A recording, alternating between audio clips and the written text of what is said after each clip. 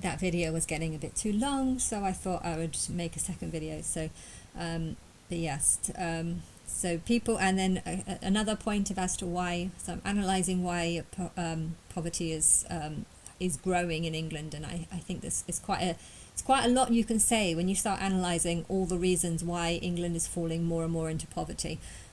Too many people are turning to government help for funding. You know, there is this there was this this benefit system where they said if you were earning less than so much, you get huge amounts of benefits. Now, something like that is actually a really bad type of thing, because people are thinking, well, to continuously get these benefits and not have to work and you know, still be able to pay my rent. You know, if the only way you can pay your rent is by government funding and these benefits, you know, you're going to just try and do whatever you can to stay and keep these benefits. Now, if the benefits become more and more challenging to get, and you have to find that you have to, I don't know, be more worse or be more mentally ill or be more disabled, you know, you might actually find yourself just either wanting to lie in forms that, or actually try and become the mentally ill person that you think or you are portraying in this form that might actually be full of lies. So you might actually deliberately be attacking your own mental health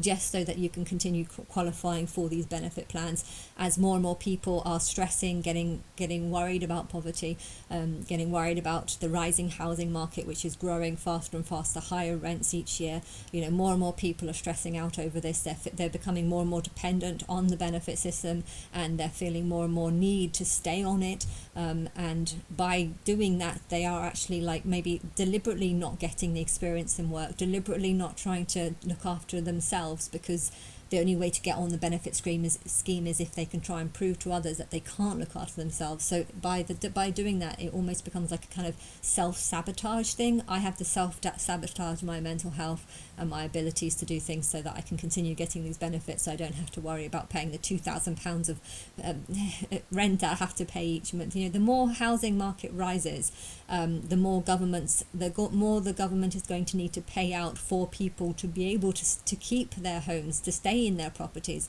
And you know, that the housing market rising just means that the people who claim benefits are going to have to start claiming more and more benefits just to be able to afford their housing. And so I think the rising housing market is definitely a big issue, and it's keeping more and more people in poverty because they're spending all their money on rent, all their money on a mortgage, or they're feeling a need to take out a longer mortgage. You know, it's like, okay, it's more expensive than it was 10 years ago. 10 years ago I would have just needed to get a 10-year mortgage, but now I'm so desperate to just get a mortgage and say that I at least I know I'm going to, okay, 20 years slavery, I'm going to do 20 years of slavery just to be able to pay off the house, but at least I know after the 20 years is up, the house is going to be mine and I won't have to continue paying rent. You know, I think in the past people just assumed that the housing market was going to crash, that the government was going to start helping the people who were just trying to get on the property ladder, but that never happened. They just started taking more and more foreigners into this land, so that the housing market continuously just got more and more expensive. I think a lot of people owned properties and liked their houses being worth £1,000,000, and so were actually just trying to help themselves by saying, wow, my 2-bedroom house is £1,000,000. And okay, yes, there's loads and loads of two-bedroom houses that are £1,000,000 all over London, and the only way that people on benefits can stay in these properties is if they take huge amounts of benefits from the government, and the only way we can, you know, pay for this housing is if we start taking a huge amount of tax off people. You know, you can charge people huge amounts of tax for their work and car tax, road tax, but then you start, they're paying money just to pay for their rent, and their rent is literally just going to the bankers, because the people who own the properties don't actually own the properties, they only own it with a gigantic mortgage, hence they're just trying to pay off their mortgage.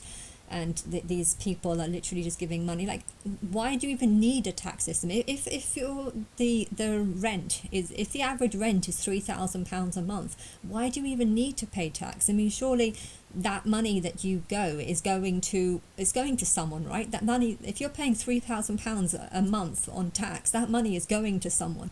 Now that someone who's receiving this money is probably paying tax on it. So why should the person who's making the money and paying the rent have to pay tax just for the person who's receiving the money from the money that they're getting through this house?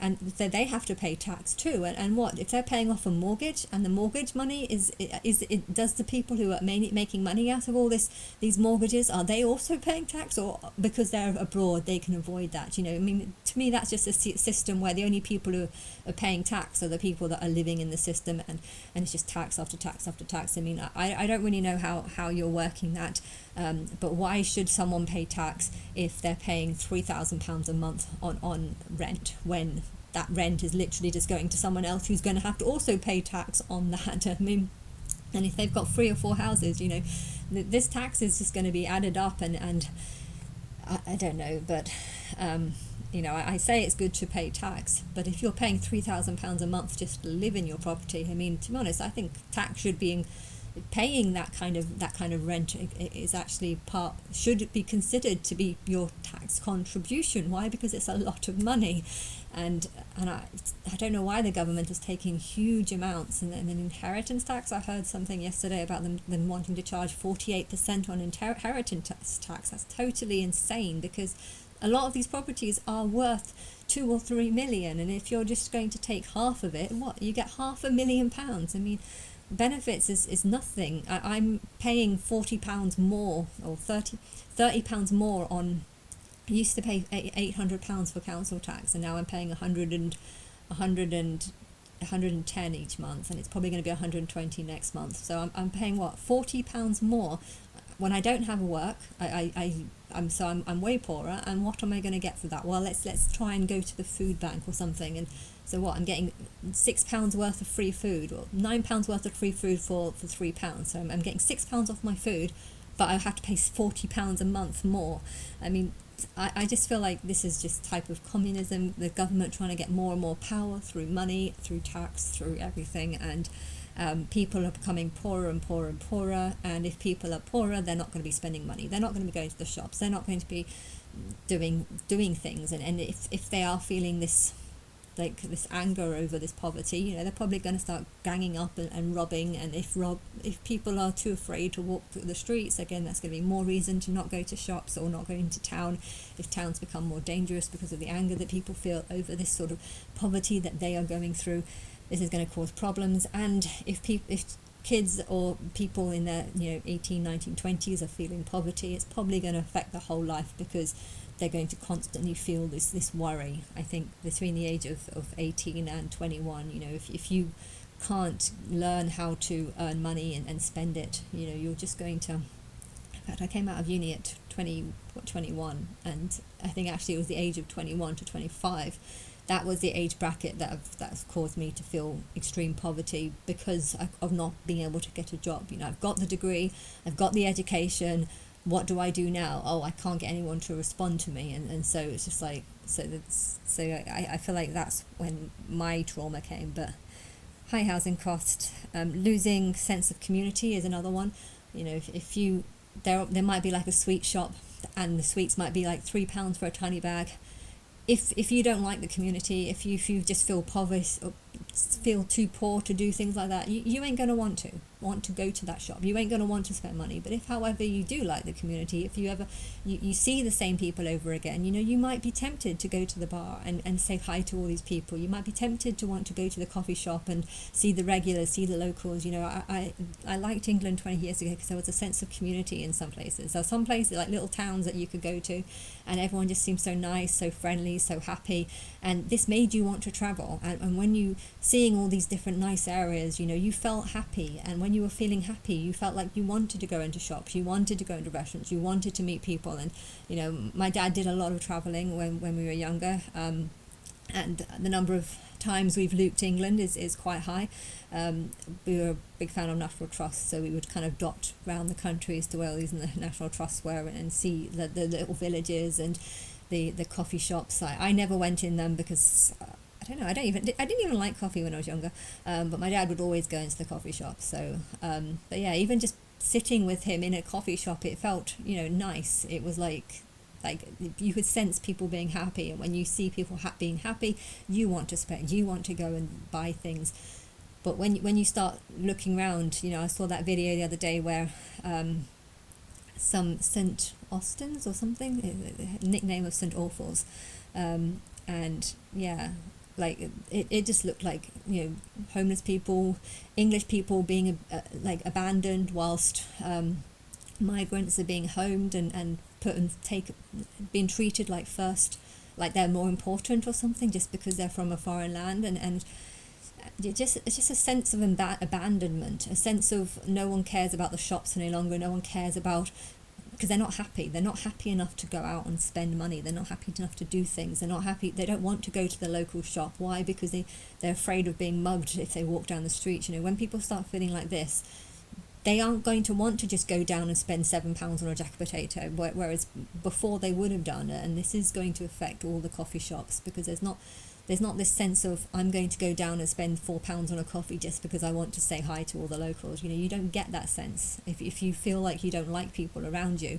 If you don't feel, I like the English breakfasts. I was always a big fan of English breakfasts. £6 for an English breakfast. I felt that was always a good value for money. But yeah, there's a lot of places where you have to pay like £12 for a decent breakfast, and that's just too much for me. And I feel like the incentive of having to be, I don't like going into restaurants when I feel like I'm just not going to recognize anyone. China restaurants are okay, because it almost feels like traveling abroad. But everywhere I go in Birmingham now, it seems like I'm traveling abroad. But I feel like I'm traveling to some sort of third world country, and I'm getting more and more anti-Islamic the more angry I feel.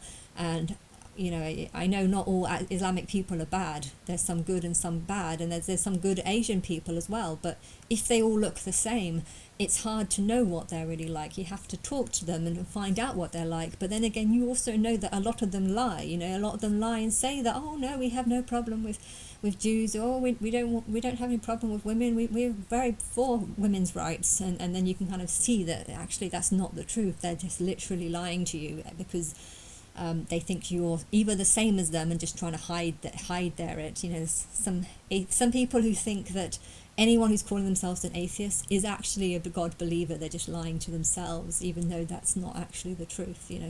And so, but yeah, losing trust in sense of community.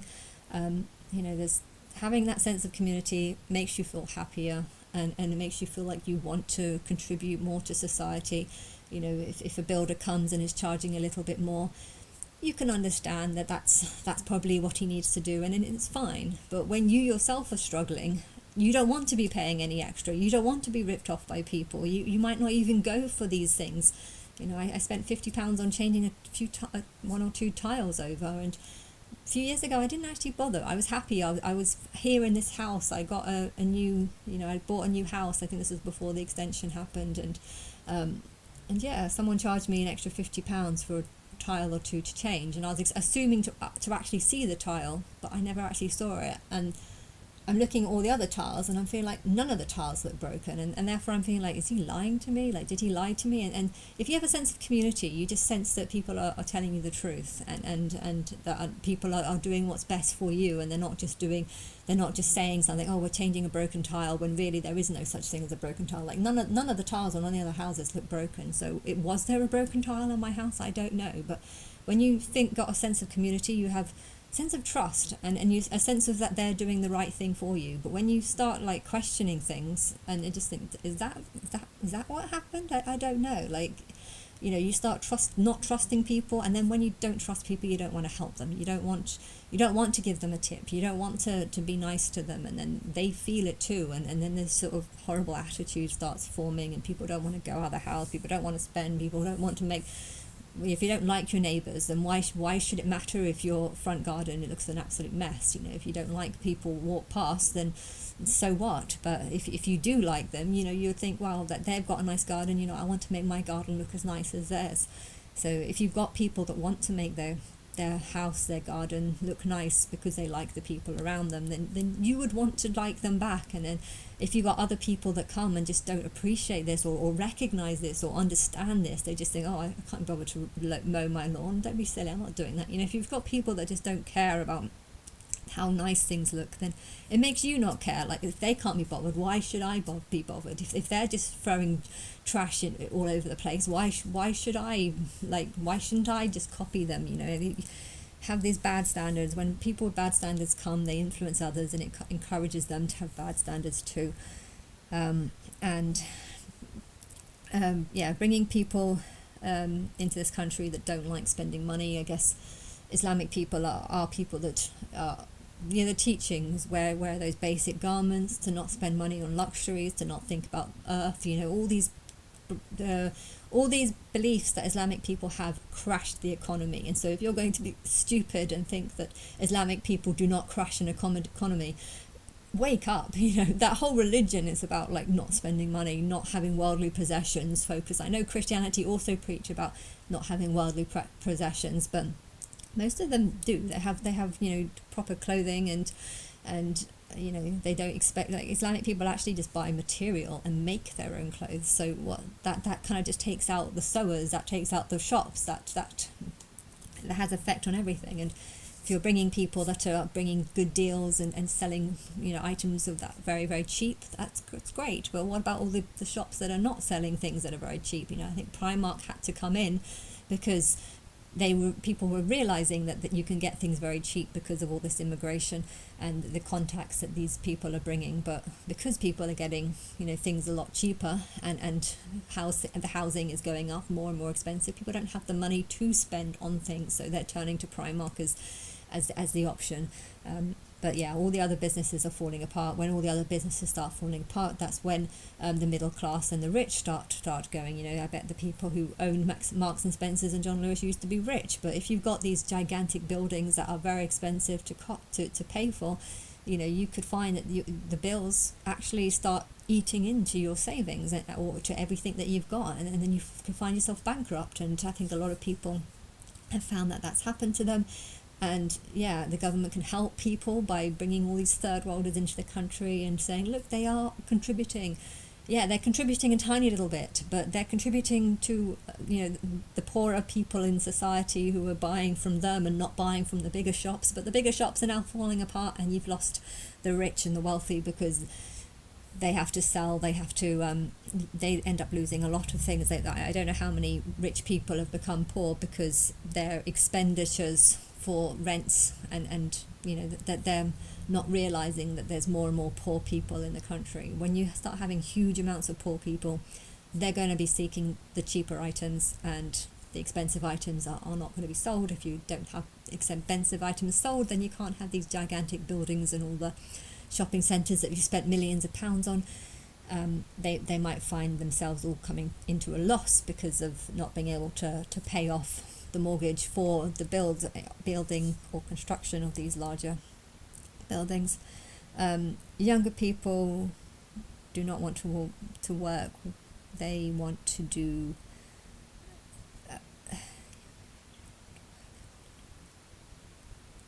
I've written something that doesn't actually make any sense. I'm often doing things like that, but I think there's a more and more people that are finding that they don't want to work when they can get onto benefits. Why would you work when they get on?